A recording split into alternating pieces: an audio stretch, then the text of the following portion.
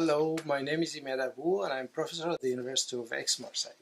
Today I will talk to you about the bioactivity of tricalcium silicates. And to some people it is confusing the term bioactivity. So I would like to insist on what is meant of bioactivity.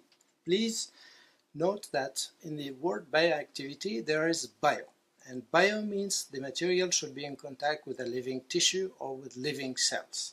So this means that while long time before we used to accept that the material be not toxic or well tolerated, now we will want the material to be bioactive. Bioactive means what? Means it interacts with the target tissue and it induces specific functions. And these specific functions will depend on the target tissue that we will consider. So if we are, for example, considering a restorative material, the target tissue to be considered is the dental pulp. So for tricalcium silicate setting, the reaction is a hydration reaction. It is simply a mix of a liquid containing water and a powder. And this reaction is what is called hydration. And the hydration of this type of material is very important because it is responsible of the major properties of this material. As you can see here, when you mix the material with the liquid, you will get a dissolution of a part of the particles, of the powder particles. These will precipitate on the other particles and within the spaces, leading to the formation of what we call calcium silicate hydrogel. This will decrease the pores between the particles, and this will significantly increase the compressive stress of the material. So the setting reaction, which is the hydration, is responsible for the major properties of this type of material, that is the bioactivity of this material. And what we see here is the compressive strength of Biodentine as compared to Pro-Root MTA and to Fuginine. And as you can notice, simply 1 hour after setting, the compressive strength is comparable to that of Fuginine, and it is much higher, of course, to that of Pro-Root MTA. After 24 hours, it even exceeds that of Fuginine, and most importantly, what you see here at the end is that after 28 days, the compressive strength of Biodentine is equivalent to that of the natural dentine. And this is very important in clinic because this means that you can cut, shape, and reshape Biodentine in the same way as you will do with dentin. And this information is very important because it means that you can apply Biodentine as a bulk restorative material, even to replace the enamel, and afterwards you can reshape it and cover it with a composite resin material. The other important information to know about this setting reaction is the type of chemicals that are produced after setting. And the one you see in green, the hydroxyl ions, are responsible for the antibacterial activity of this material because it has an alkaline pH. And the other one that you see in red, calcium hydroxide, is responsible for the production of the dentin bridge because calcium hydroxide, when applied directly onto the pulp, it induces dentin bridge formation. So the alkaline pH, which is produced after setting, is responsible for the antibacterial effects of Biodentine. And this is what you see here, where when you apply Biodentine on different bacterial strains, you notice that there is an inhibition of the growth of all these bacteria, and this inhibition is much higher with Biodentine than it is with MTA or glass ionomer cement.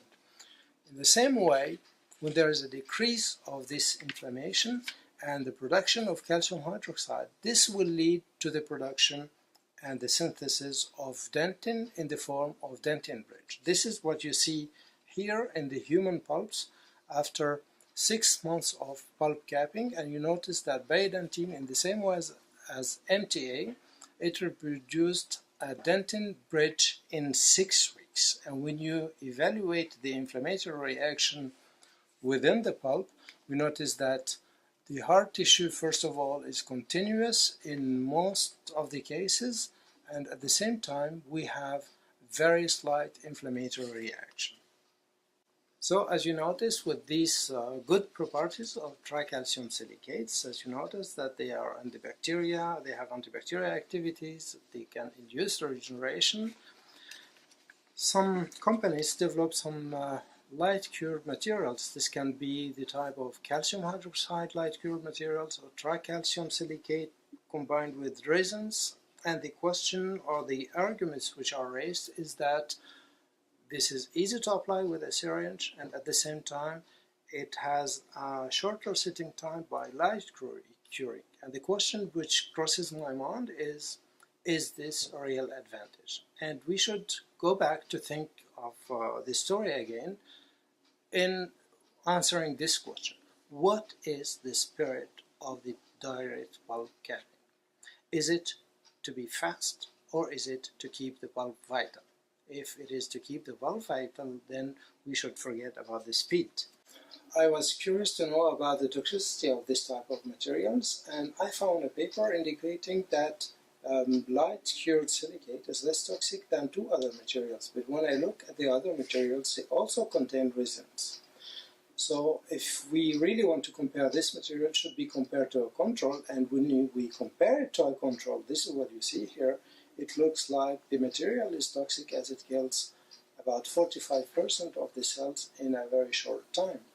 And it has repeatedly shown that even after complete polymerization, there is a release of high percentage of monomers, and we can find all monomers from composite resins that can be released in the medium. And these monomers have been shown to be toxic. So we investigated also the hydration of these materials compared to Biodentine, and what we noticed is the following, that after hydration we do not find the calcium hydroxide production in any other materials except with Biodentine. So this is what you see with this X-ray diffraction analysis, and indicates that Biodentine can induce dentin bridge formation due to the formation of calcium hydroxide, and no calcium hydroxide was released with the light cured tricalcium silicate. So guys, long time ago, already in 2009, I wrote a book chapter in, as you can see here, and the conclusion of this book chapter about resin-based material is that they cannot be recommended for direct pulp capping. So when you have the choice and when you decide, please think it over, that you will need a bioactive material to keep the pulp vital, and if you use a resin-based material, there is a high risk that you will kill your pulp, and this is really not the spirit of the vital pulp therapy. Thank you.